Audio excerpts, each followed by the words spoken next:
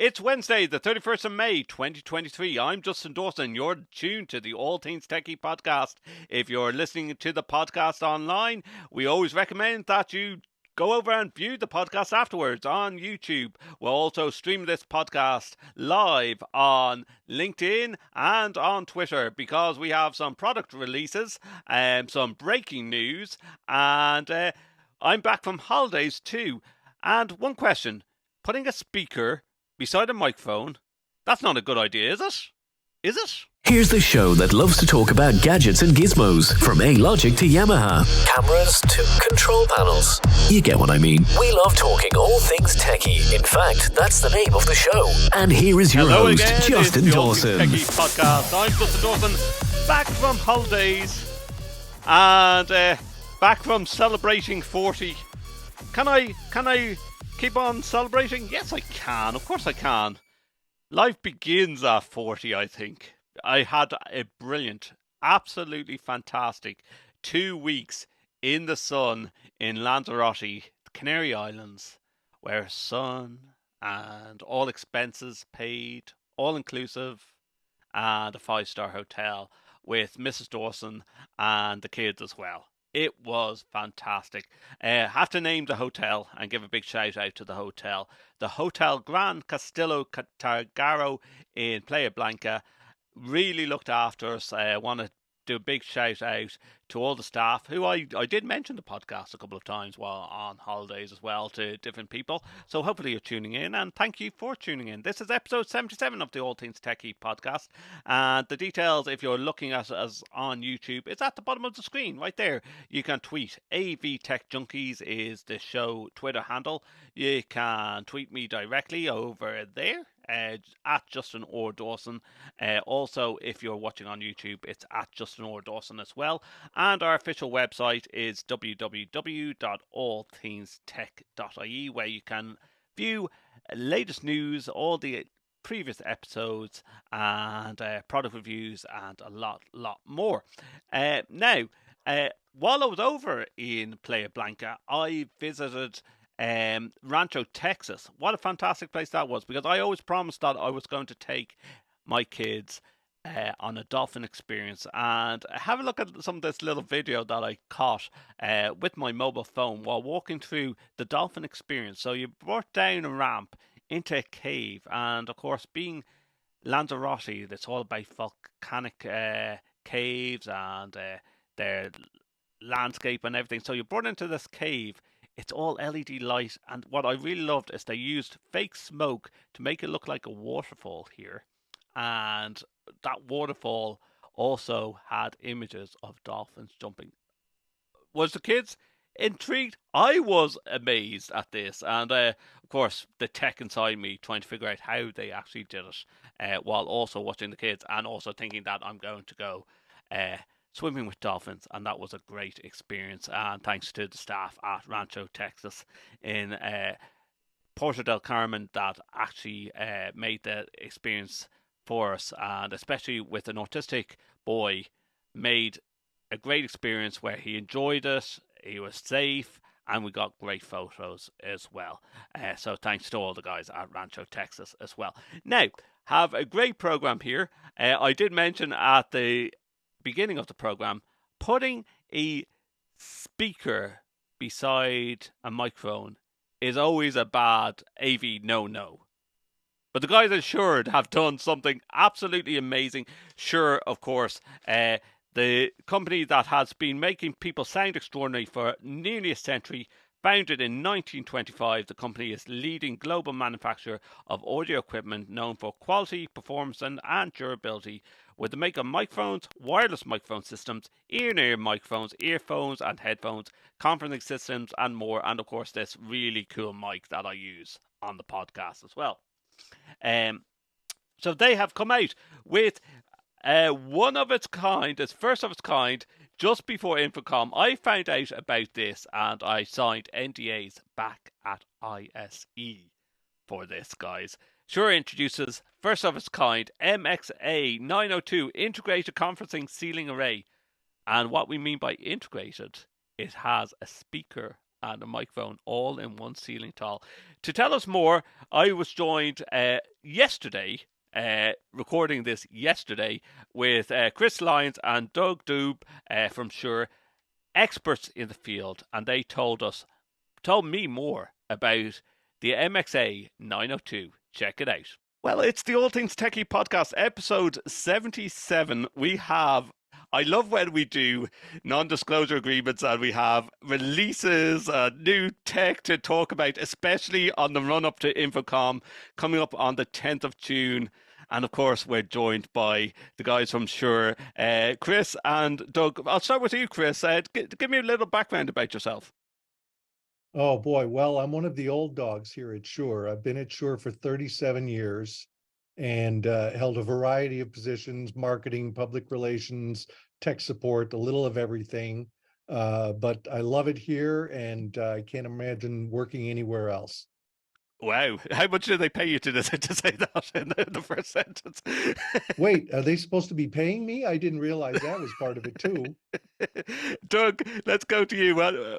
Give us a little background of yourself and how you're involved in Shure. Yeah, relatively long tenured here at Shure as well. Chris and I have worked together for, now we can say, decades. I'm on year 29, coming up on 30. So yeah, I've been here a while. And I'm the director of the network systems group here, responsible for, among other things, array microphones. So that's an exciting place to be at Shure. Now, talking about ceiling array microphones, this is the breaking news. Drum roll, please. Shure is introduced the first of its kind, and it is the first of its kind, listeners, because we have our competitors, and it seems that like each time the competitor comes along, Shure does something really cool. And I got wind of this NDA agreement way back at ISC, which is going back a couple of months now, and I was told that like stick with us, we are bring out something big, and it's finally arrived on my desk last week. First of its kind, MXA902 integrated conferencing ceiling camera, or ceiling array, sorry. Now, what do we say by integrated conferencing ceiling array? Well, Doug, you can tell us more about it in a minute, but as soon as I read the words, I read it's going to have a ceiling tile with microphone, and it's going to have the speaker all in one. Please tell me it's going to be all in one. It is all in one. Why hasn't someone done this already? Well, the guys at Shure have done it. They've actually masterminded this, because you think to yourself as an AV technician, you say, you can't put a microphone beside a speaker that close, right? Chris is nodding his head here. This is probably something like 30 years in the making, Chris, where you just go, it's not physically possible to do this, but exactly. Yeah. That's rule number one for anybody who's used a sound system, is keep the microphone away from the loudspeaker. And so the whole idea of putting a loudspeaker next to 100 microphone elements, just inches away, it seems like virtually impossible, but the engineers made it work. So, it was a real achievement to make it work. But I think, Doug, you should probably tell us first about the why, which is just as important as the what. Why did we even attempt this in the first place? Yeah, I think for us, a big trend for the last couple of years has been ease of use, and trying to address some markets that our flagship product just didn't, cover, pardon the pun, for smaller rooms. So this is a product that's intended to be an all-in-one product for slightly smaller spaces than our flagship MXA920 would cover. So one of the biggest reasons is ease of use. With a single product, single cable to the ceiling, we've got kind of a plug-and-play solution that would work for quite a large number of rooms out there that we could not reach before, that someone would have to install a separate array and one or two separate loudspeakers. This integrated solution, I think, just fits the bill perfectly for those. Now, having my Avixa CTS and also trying for the eye at some stage, I always laugh at the fact that we look at speaker tapping and then realize that everything's going so simple. If it's a plug and play, we don't need to learn that speaker tapping anymore. It's just literally power over Ethernet Now let's go to something that Doug mentioned there. It is for smaller rooms. Now the normal 920 ceiling tile does a 30 by 30. You're talking about a 20 by 20, which isn't that massive of a space loss on this ceiling tile. Yeah, Right. I think it 20 will cover 20 by quite a bit 20. of the market. Yeah. Chris, Go Yeah, ahead, Chris. I mean, I was just going to say a 20 by 20 foot space, which is roughly 6 by 6 meters, that encompasses a lot of typical standard meeting rooms, Mhm. the typical shoebox rectangle. And, for a lot of system integrators, they're being tasked with getting more rooms installed and up and running in a shorter amount of time. And the hardware costs what it costs. And so really one of the pressure points is how quickly and efficiently can we get this job done? And if we can do multiple rooms a day instead of one room a day, that's really an advantage. And so in many rooms, it's just not all that cost effective to install a microphone and a couple of loudspeakers and a bunch of network cables, and so forth. So the fewer devices you've got to install, the more ahead of the game you are. So that's where a combination device like this can really be more efficient. And the more equipment that you put into the room, Chris, the more chances of points of failure. You're talking about this is one device. This is one ceiling tile size. If something fails, well, I just need to replace this ceiling tile. Exactly. There's only going to be a couple of components in the room. So it's greatly simplified. And you still configure it with our Shure Designer software. Look, it's probably like those boardroom meetings, and let's put a speaker and a microphone together in a ceiling tile. And I say for years and years ago, yeah, that's not going to happen, or that's not possible. How long has this been a design idea that's come into fruition? It may very well be more than 3 or 4 years ago. It might even be longer than that, because for a while we reached a point where we needed an improvement, and it took a couple times back to get it actually working where the entire system would work together as a system, and the speaker wouldn't rattle the grill of the mics, or be too much impact on the mics themselves that close by. So those iterations took more than a year of iterating before we got it back on the roadmap. Yeah. Yeah, of course, because it is a ceiling tile and because it is speaker as well. Now, but we're gonna thank you for sending over all the photos as well, and we're going to use them in the podcast on the video. If you're watching us on YouTube, I always say to our listeners, if you're listening to the podcast, watch our video podcast where you can see these ceiling tiles in action and all the photos and videos that goes with it. But it seems like the speaker itself, you're still keeping the idea of the microphones in the center of the ceiling tile. The speaker is going to be to one side of the tile. Is that correct?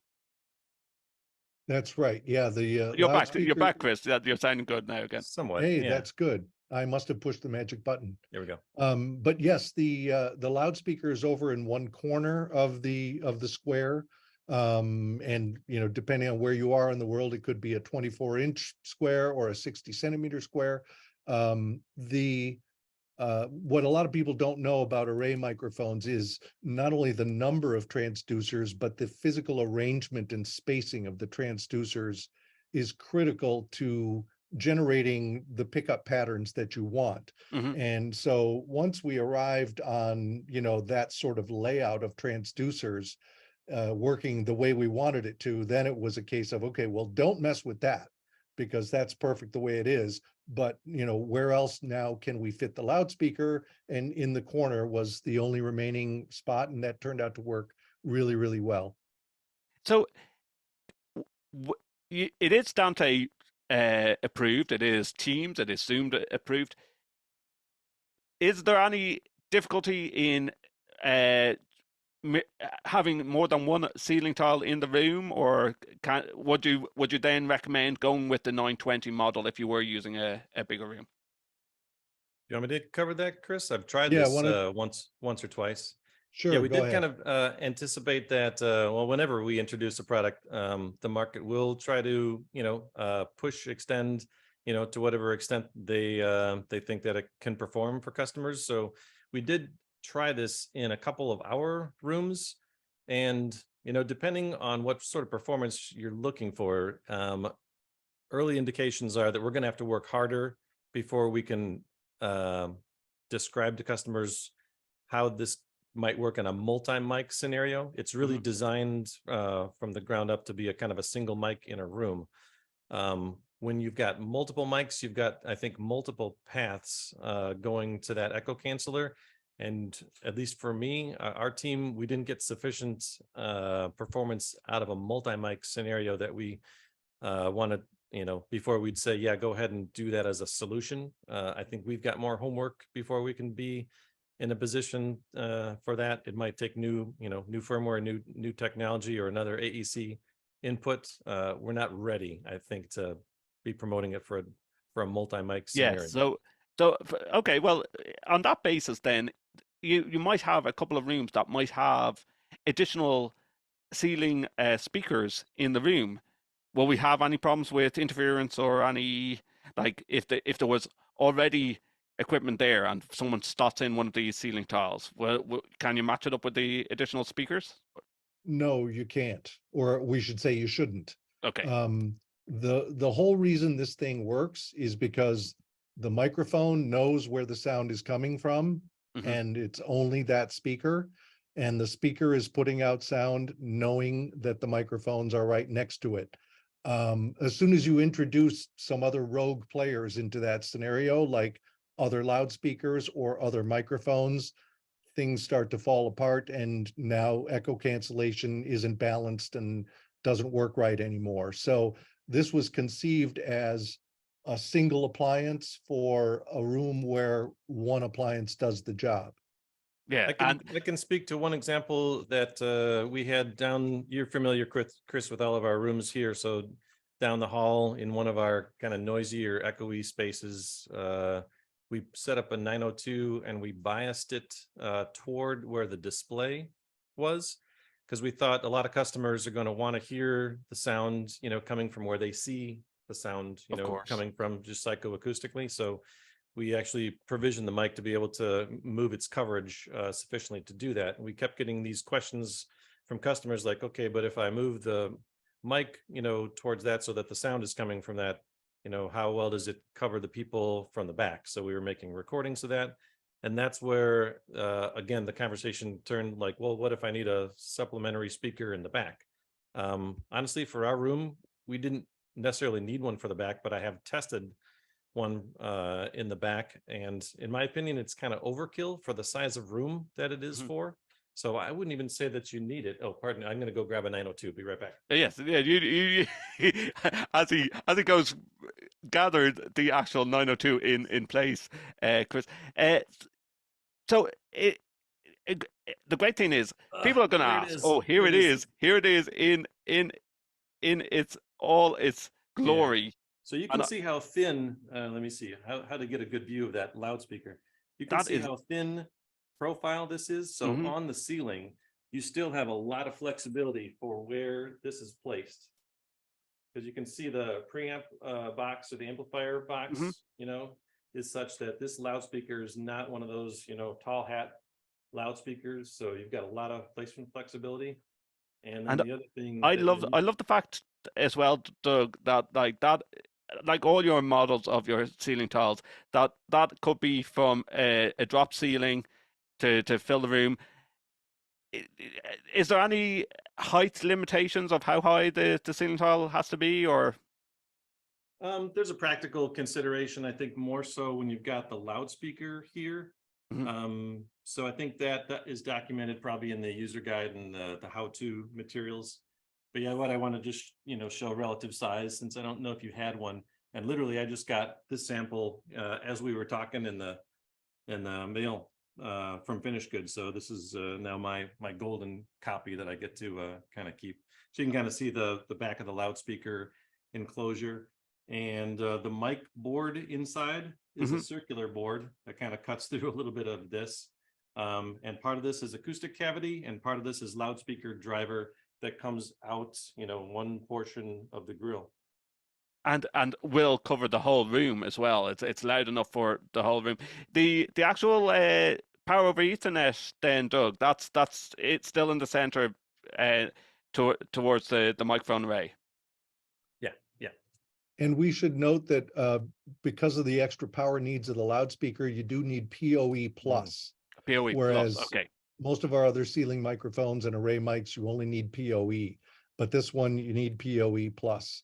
And it actually drives the speaker nice and loud. You won't have any problems running out of volume, even if you've got something like a 12-foot ceiling or even a little higher. Now, of course, with your previous like 920 models and everything, if you have several people speaking in the room, and I've seen several demos, whether it be at LTSMG or over at ISE itself, like the pickup is nearly instantaneously. When you've been using it on situations like Zoom and Teams, and there's some audio coming back into the room, and you have that speaker right beside the microphone array, is the pickup and response as quick as the 920?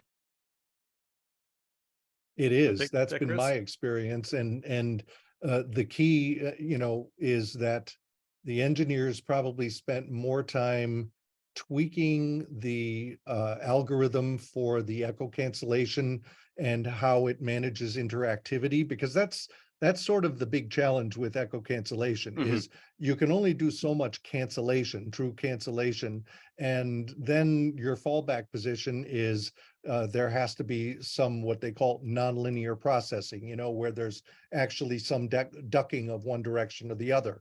But you don't want to do that if you don't have to. And if you have to, you don't want to do any more than you absolutely must. And so by tweaking the dynamics and the frequency response, how shall I call it? The way that the echo canceller responds both to signal levels and frequency spectral content, you can optimize that so that you get the most cancellation you possibly can, so that no ducking is ever necessary unless you jack the levels up to extreme cases. So the short answer is they've been able to make it sound incredibly natural and interactive, so that you never have the feeling like you can't interrupt. It sounds like a fluid conversation. I can't wait to see one of these in action. Now, I can guarantee people are going to be throwing money at this, and the biggest question that's going to be at Infocom is, how soon can they get their hands on this new piece of kit? Good question, Doug. You're more plugged into production forecasts and availability than I am. Yeah, I should check while we're on here to see what we have in inventory. But I think the plan is to be able to ship them to whoever orders, at Infocom. I think that's the expectation that I would have. The biggest challenge we run into, honestly, is we get surprises from customers where, they see a microphone, they think, yeah, this is great, we love this is going to work in our rooms, I need 60 of these. And we're like, oh, 60, okay, I thought you were going to say 6. But there are plenty of clients who've got 1 or 2 conference rooms, but there are also a lot who say, well, I've got 85 rooms around the world and I want the same solution in every room for consistency. And in many cases, we have to really plan ahead for those kinds of bigger projects. Of course, like you might have 60 units in Europe, but you might not have 60 units in Asia. Yeah, exactly. So we've got to spread these things around to all parts of the world and make sure that there's inventory everywhere.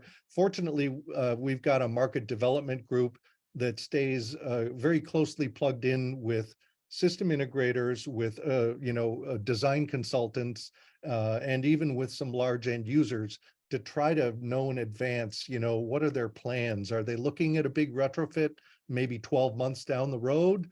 And what are they thinking of a solution there? And sometimes we can use that information to adjust our production schedules and make sure that, oh boy, this summer we're going to need a lot of extras of these. So, let's crank the lines up and go full speed.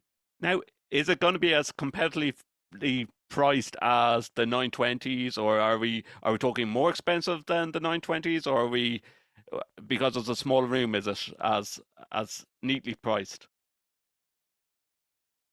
Right. And Doug, I don't know that I even know the exact pricing. Was it $39.99 retail?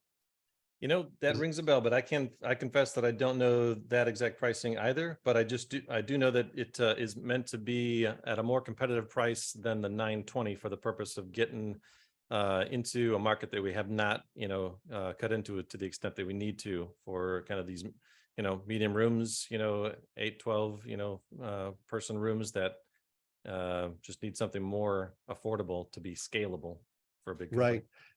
It's definitely less cost than a 920, but overall, in terms of the project cost, it's even a bigger, difference than you'd think, because with a Because of labor, 920, right?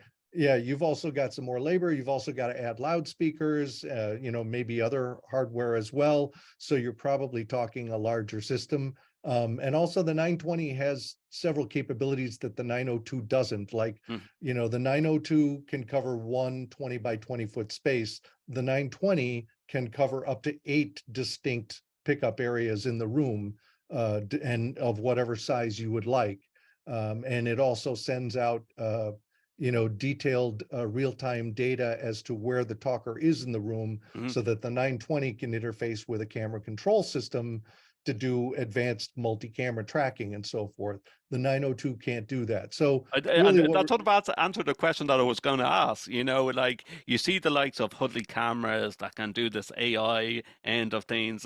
Yeah, so you're saying that the 902 is simply meeting room, not multicam. You might want front of room camera for about uh, 8 to 10 people. You're thinking.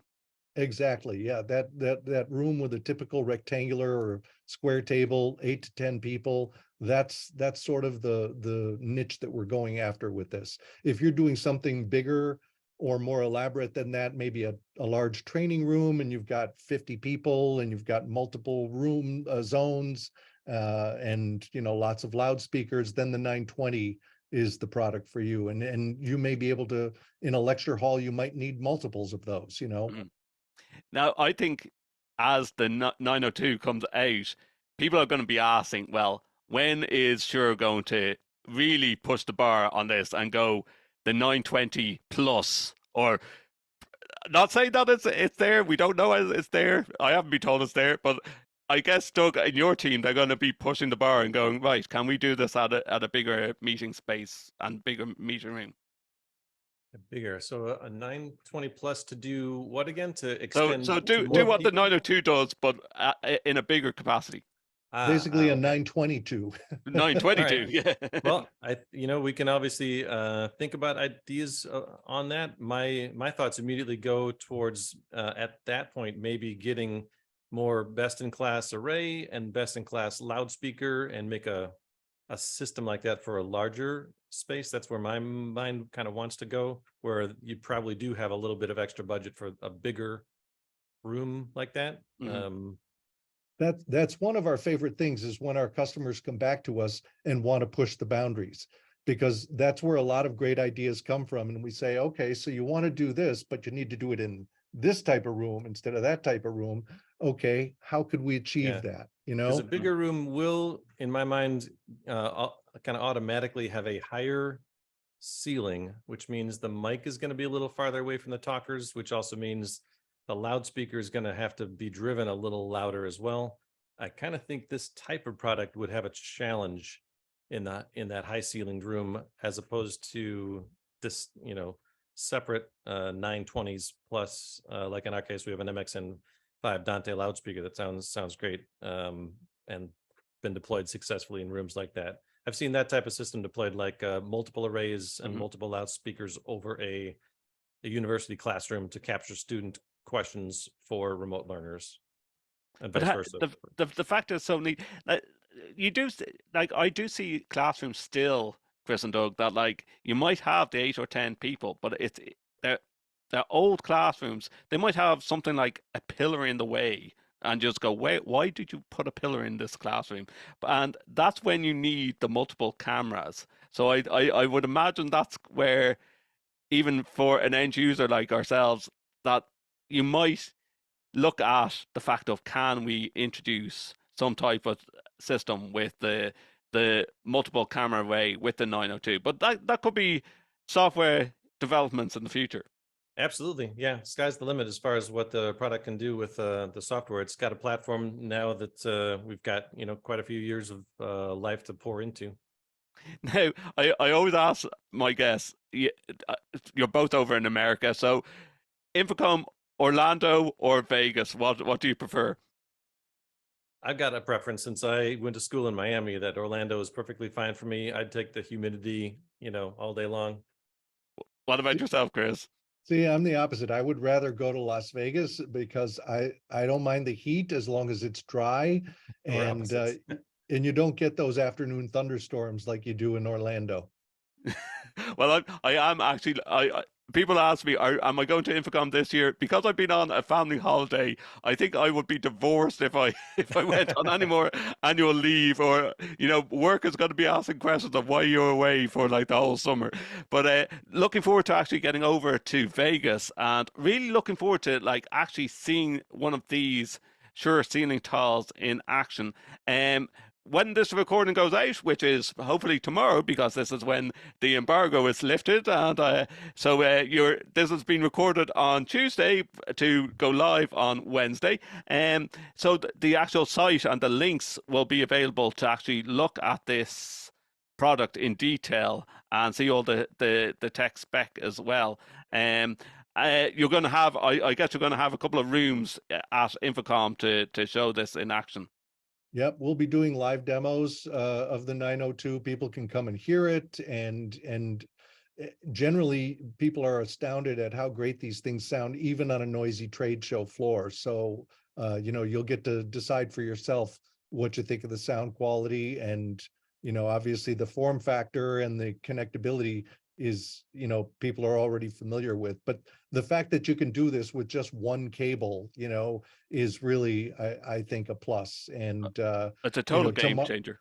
Yeah, tomorrow if people visit shure.com/mx ecosystem, they'll be able to get all the details and so forth, and all the Shure regional websites will probably go live at midnight tonight. So, and of course, you do have your range of software where you can actually look into the actual device in detail. You can have it over Dante. You'll be able to monitor the system as like your 920 models. Yeah, right. As well as the web-based interface to address the individual device. You can do that, or you can look at it, like I said, as a system using Shure Designer software. Well, yeah, and with the MXA910, people often used the software to make several different kinds of tweaks to make some system adjustments to EQ and that sort of thing. We found with the 920, because the algorithm was significantly improved, that a lot of people just use it straight as it comes out of the box, and they might change the pickup coverage area, but they don't really do much to change the sound. You can certainly do that on the 902, but there's not much need to do it in most cases. Yeah, we had some beta testers that came back and said, yeah, I played with the audio settings for about a half hour, but overall it wasn't too much better than I could do than out of the box defaults. And that's great when you have that ability, and it's the same universal size as the ceiling tile. You slot it in, it's light, it's ready to go, just one cable. As you say, most important thing, power over Ethernet Plus for PoE Plus to drive this unit. Can't wait to see it in action, guys. I really appreciate you taking the time. I hope you do enjoy Infocom. I was over at LTSMG, and I picked up my swag and everything, so I have like socks and everything from LTSMG. What apart from selling this brand new product to people, I always ask, like, what type of swag are you bringing to Infocom? I can't say I know. Do you know, Chris? I don't know. Every year it's something different. Sometimes it's, like a little utility knife or a bottle opener or a t-shirt or who knows, it varies every year. So they always come up with some clever idea.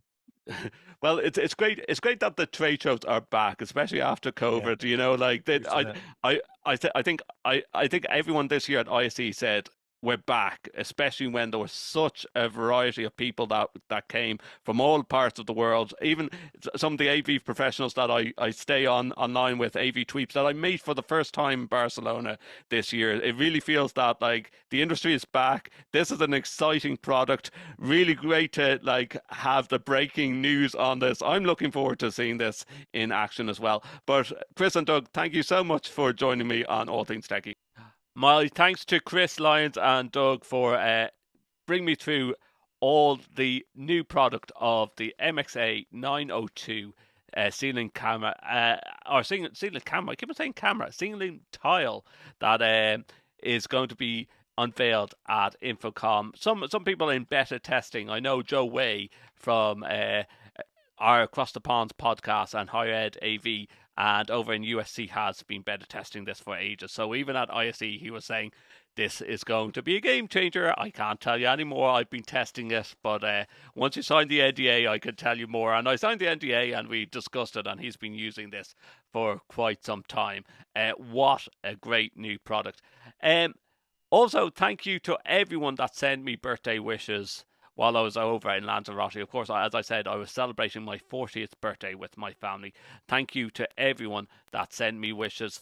That's all from episode 77 of the All Things TechIE podcast. It is a short podcast with the Shure ceiling mounted tile.